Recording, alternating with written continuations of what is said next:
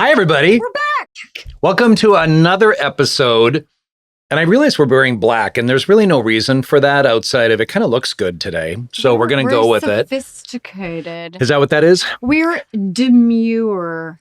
But this is our 5th of 6 episodes in our series where we're featuring the best of our strategies and recommendations and our tricks of the trade in working with couples and how to love better. This podcast represents the opinions of our hosts and guests. The content here should not be taken as medical advice and is for informational purposes only. This podcast also does not establish a standard of care, doctor-patient, or client relationship. No guarantee is given regarding the accuracy of any statements or opinions made on the podcast or website. And because each person is so unique, all listeners are encouraged to connect with counseling and medical professionals for assistance with their personal journey. All people, places, and scenarios mentioned in the podcast have been changed to protect the privacy of those involved. Welcome to We're Not Fine. I'm Dr. Talia Jackson. And I'm Doug Jensen. We thank you for listening every week to our deep and thought-provoking conversations about relationships. So we're hoping you're enjoying this series, and we can't wait to kind of hear how it goes.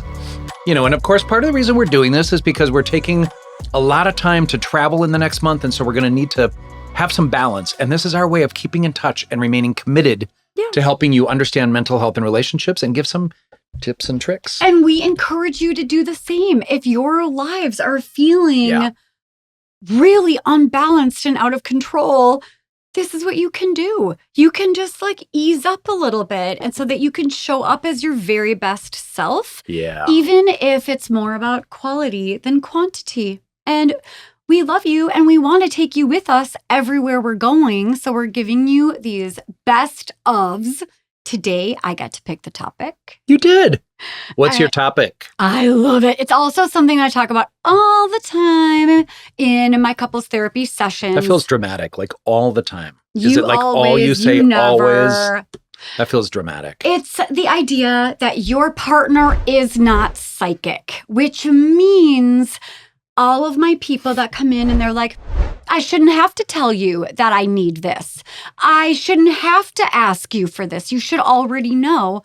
That is a very common theme I find when my couples come in, of someone saying, I just had no idea, or why aren't you asking for what you need?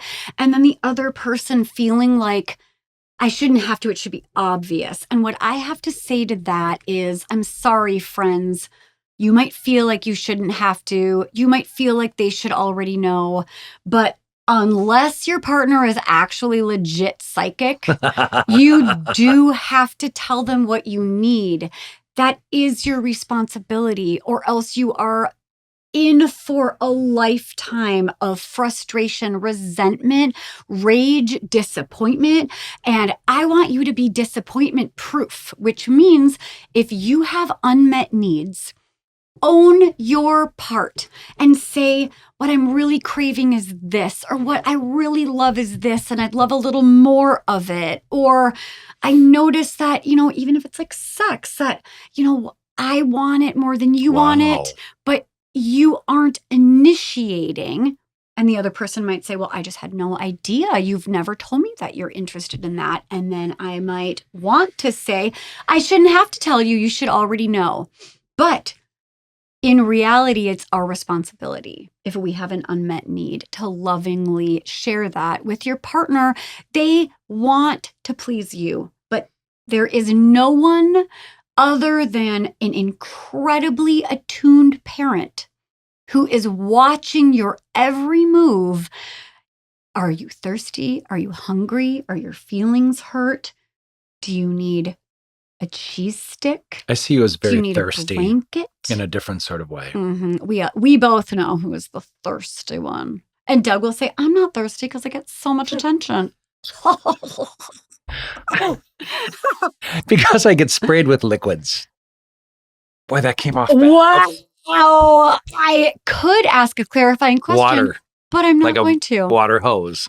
All right. I got so much to say. First of all, I was going to make the joke, your partner's not psychic unless they are. However, I kind of already made it. You did make that joke. I stole it from, it was his. But I'm going to heighten the elevated conversation about that and say that I actually asked our psychic, our resident psychic, Kaya, Jelani. I asked her, like, does your partner assume you're going to know what that person is thinking or feeling? And she said, I don't work that way. That I never know. That's not how it works. So even if they're psychic, they still don't know that you want more sex, or they still don't know that you need help in the kitchen, or how you want sex. I mean, you have to tell them exactly what turns you on and whatnot. That's a whole nother conversation. It's a big one, though. It's part of the conversation that couples should have if they're in a couple relationship. Here's what I want to say. I mean, we do a lot of assuming, right? And you're absolutely right. I do hear a lot. I feel like you should know what I want. And one of the things that I will say, and I want to bring a serious mental health conversation into this. ADHD, anxiety, depression, stress, all of those things can impact whether or not somebody is responsive to you in a way that they typically would in their life. So please, so good. Please take into account that, the person might be having some times that are difficult, and they're not likely to be the same person. They may not remember to buy the food that you need at the grocery store, and there's so many different issues that might relate it. Memory issues and concentration issues can be a part of a lot of diagnoses. And if someone is in survival mode, it's really not personal. They're doing all they can to survive. So I find myself thinking in this particular, conversation about like your partner's not psychic, you may need to repeat what you need and want. You may need to do it many times. I want to go to that topic by itself. I find myself thinking, how many of us who may not have been raised getting a response in a positive way from our parents or caregivers to what we wanted and needed, or what we felt and what we thought. If we didn't have a safe way of doing that, it's really hard in our adult relationships to do that consistently. So I think the ability to even ask for what you want and what you need and make sure that that person knows what's going on for you comes from a place of having done some work to understand, that you deserve that and you are worthy of that. Every single person, by the way, is. Everyone should be asking for what they need and want in a healthy, direct sort of way to get what they need. Being in a relationship that doesn't meet your needs is not great. And I find oftentimes people will go sideways, maybe be infidelity if they're not in an open relationship, or not be infidelity. But, I wasn't going to say anything, but I noticed.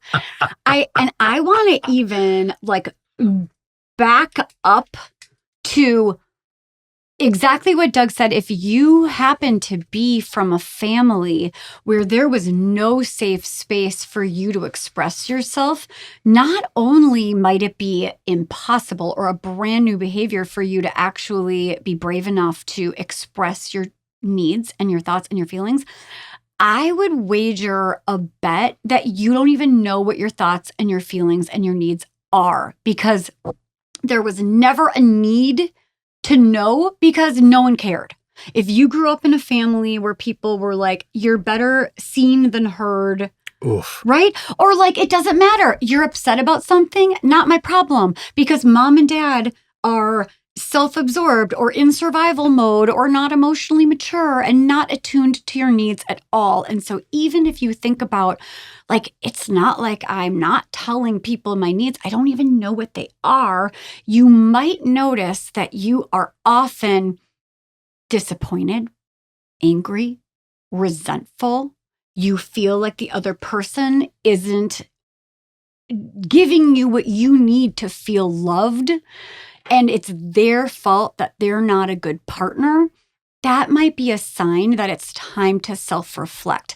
What am I craving? What are my needs that are not being met? And if this person keeps continuing to not meet my needs, how do I even articulate what that need is? And oftentimes it's what we want to complain about. It's what we're resentful about. It's what we're angry about that shows us what that unmet need is. Journal about it. Take note.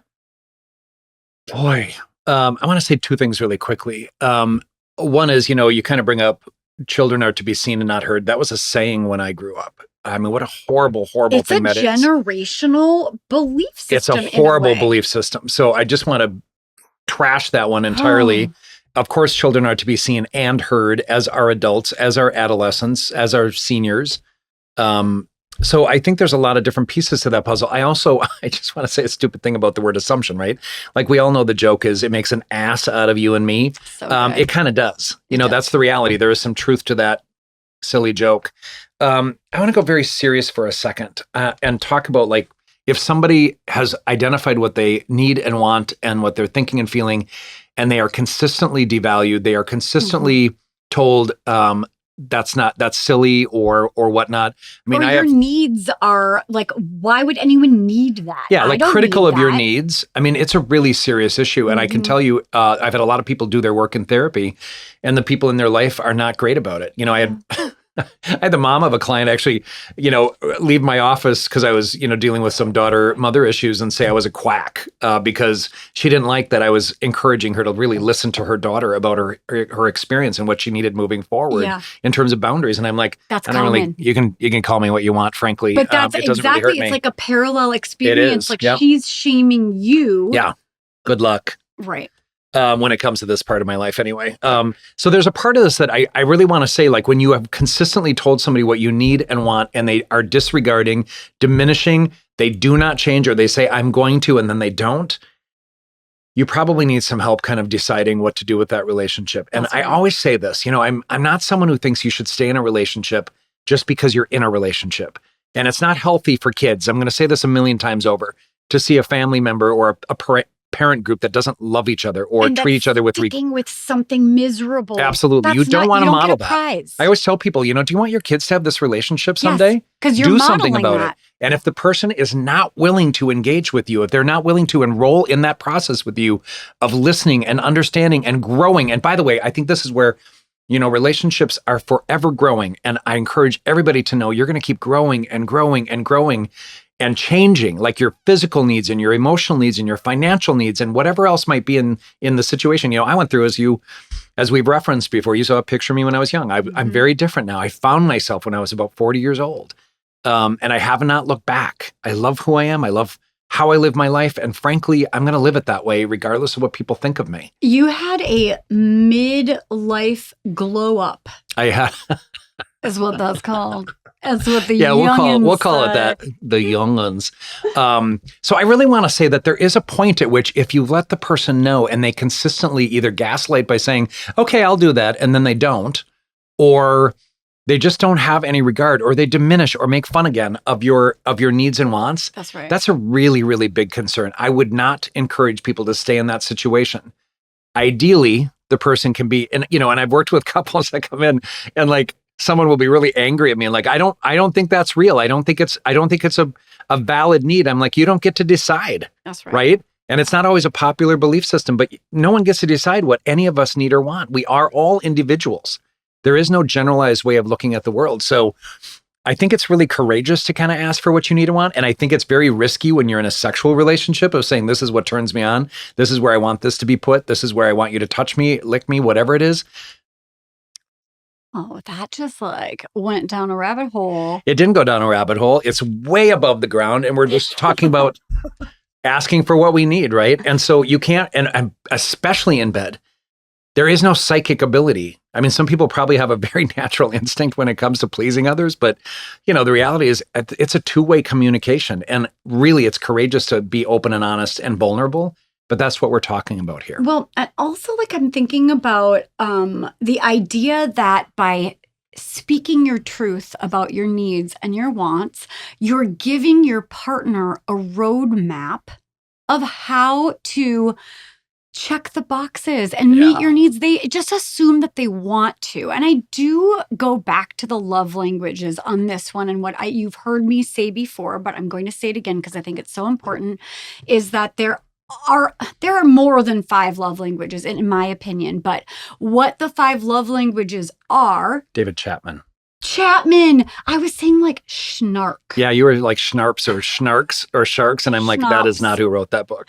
The 5 love languages by Chapman. The idea is that some people feel most loved when they get words of affirmation or physical affection or quality time or gifts or acts of service or gifts or quality time.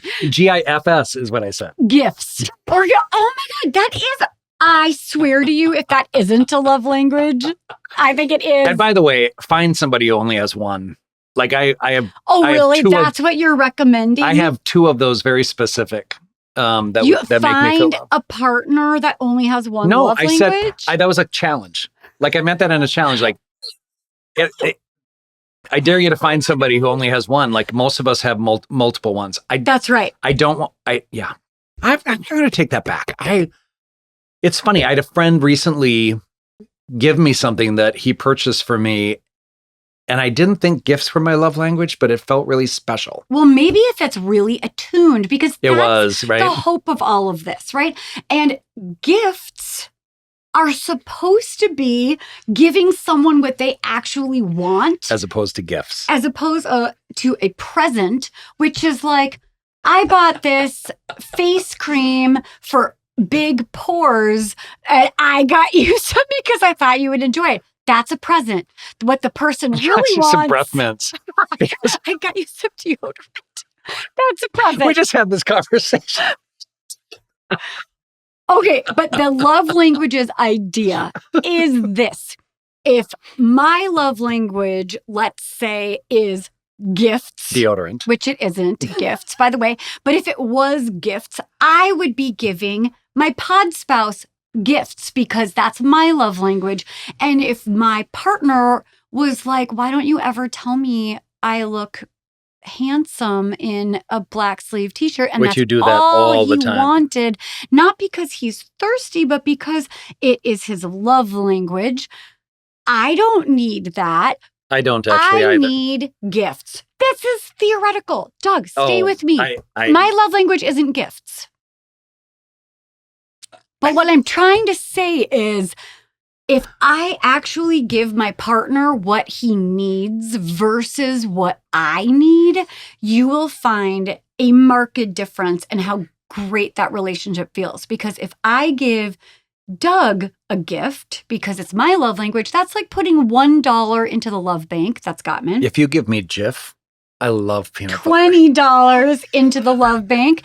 But if I give him his love language, which could not be words of affirmation for real, but let's just say it was, that would be $1,000 in the love bank. So that's the attunement that we're all craving. Yep. Is we shouldn't have to tell our partner that what we're really craving is more A, B, and C. But if you actually want to receive it, you got to tell him or her. So I have or a lot them. of psychics on my caseload over the course of 29 years, truthfully, but they still have to communicate. I love this one.